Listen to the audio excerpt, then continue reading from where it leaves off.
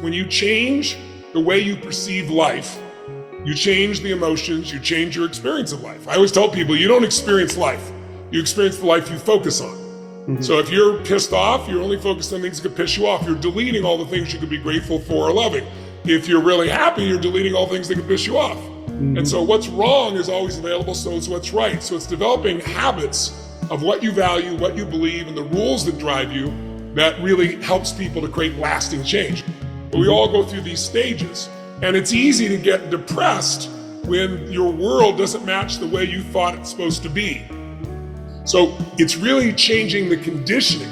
If we can find the part of you, there's a part of your identity that's more than the things that you can limit yourself. There's a part of you that's more than anything that's ever happened to you or could happen to you. There's a part of you that is, let's call it soul or spirit, right? It's something that nothing can destroy. If we get you to tap into that aspect of identity, we can create a compelling future. Just think of it this way. If you got the greatest computer in the world and you plug it in, there's not enough electricity, it's not gonna work right. Well, tired is the first step to being depressed for most people. Yeah. And most people are tired not because they're working so hard. Like, oh man, I worked so hard today. Man, what'd you do? Oh, I had meeting after meeting. You know, I sat in these meetings, you know, and I talked to people, or I made calls, or I sent emails, and they're like, I'm exhausted.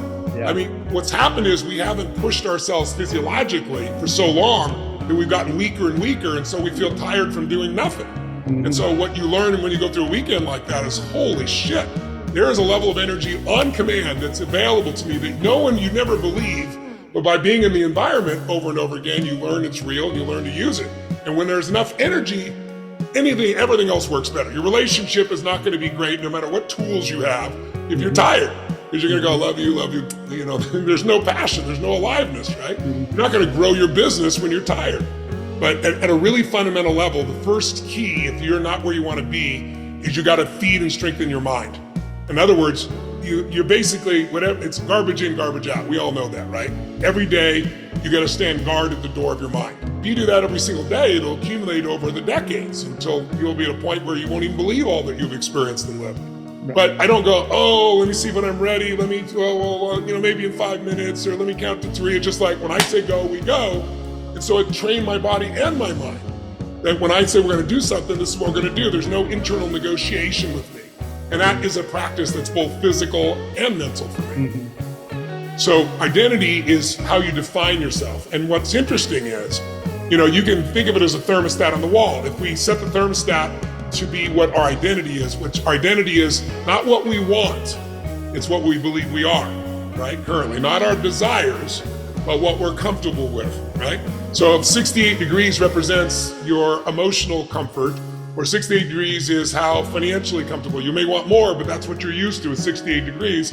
Or 68 degrees is intimacy, how close you get with someone before you tighten up or push away or start to sabotage it. Well, that's my comfort zone. Well, if the temperature drops to 62, 61, 60, there's a point where the computer says, hey, what are you doing down here at 60? You're 68 degree. And you get this push, this drive, the heaters kick on to heat you up and give you drive to change. Well, we've all experienced that. We got so bad, it's like, not another day, not another hour, I'm changing this now, finally, right? Because you hit that. But what most people don't know, it happens on the other side. If 70 or 68 degrees is your center, and then all of a sudden you go to 78, 88, 98, 100 degrees, all of a sudden somewhere in your brain's gonna go, whoa, what the hell are you doing up here? You're 68 degree, or you're not 103 degree, or what the hell? Right. And the first thing happens is you lose the drive, the heaters stop.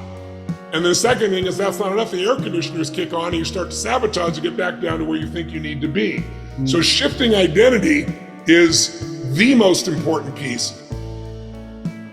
By understanding in the worst times, that's when the greatest investment opportunities happen. That it's times of the greatest pessimism where you'll get your greatest opportunity.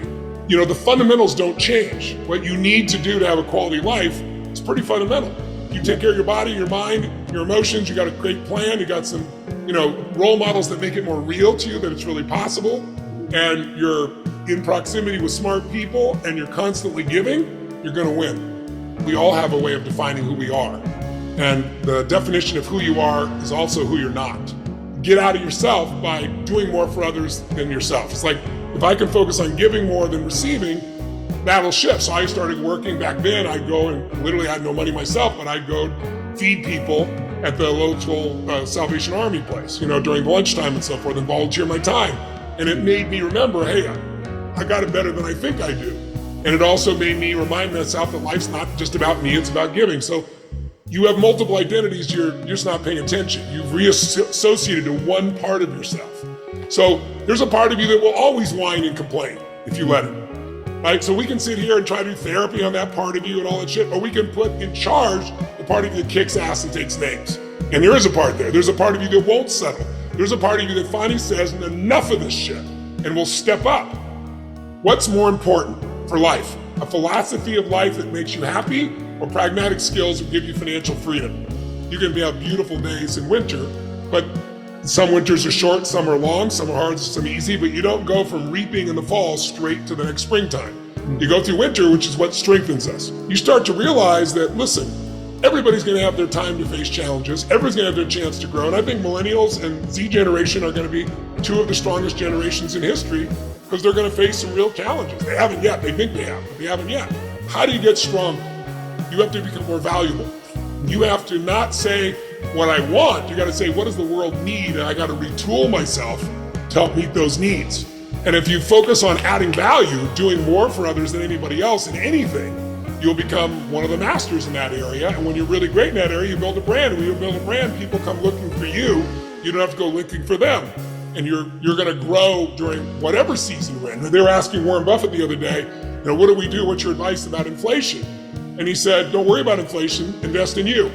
Work on you. And he said, invest in yourself, because if you can be the best lawyer or the best doctor or the best writer or the best whatever, it doesn't matter what happens to the valuation of the dollar, you're gonna get plenty of whatever that thing is, and you're gonna dominate in the marketplace. So I think it's time for people to retool. Instead of being fearful, it's like move forward. So we all know people that have been through hell and back, or all hell's breaking loose, and they're unshakable. And it doesn't mean they don't feel anything. It's like they stay in the center of it, and they figure out how to take advantage of the problem. Everything we do is controlled by 3 decisions, including money.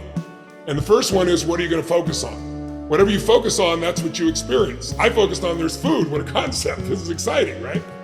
The second decision is the most important one though. Whatever you focus on, your brain then has to decide what that means. You can go from where you are to where you want to be, but you have to change your association. So I initially thought, I'm gonna make a lot of money so my future family doesn't, have that challenge. But I'm gonna do it in a way that adds value to people. I'm gonna do it in a way that is worth tenfold when anybody pays me, If I could be smarter, should I? Yes. If I could be more generous, should I? Yes. If I could grow emotionally, should I? Yes. So if I could grow financially, should I? Of course the answer is yes. Why would it be different than anything else? Because I was like, you're not spiritual if you're financial.